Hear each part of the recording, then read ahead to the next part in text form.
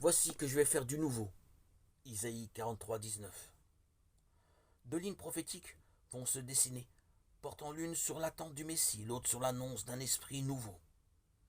Et elles convergent dans le petit reste, le peuple des pauvres, qui attend dans l'espérance la consolation d'Israël, la délivrance de Jérusalem.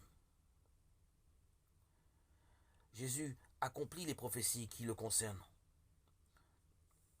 On se limite ici à celle où apparaît davantage la relation du Messie et de son esprit.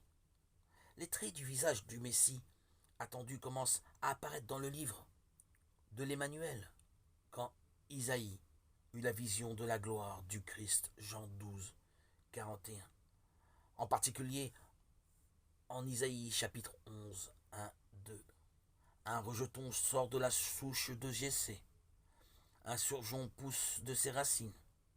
Sur lui repose l'esprit du Seigneur, esprit de sagesse et d'intelligence, esprit de conseil et de force, esprit de science et de crainte du Seigneur.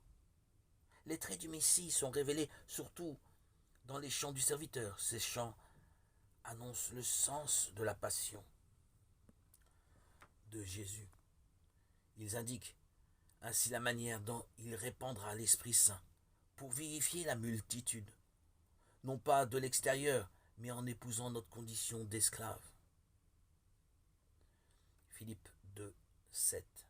Prenant sur lui notre mort, il peut nous communiquer son propre esprit de vie. C'est pourquoi le Christ inaugure l'annonce de la bonne nouvelle en faisant sien ce passage d'Isaïe, Luc 4, 18, 19. L'Esprit du Seigneur est sur moi, car le Seigneur m'a oint.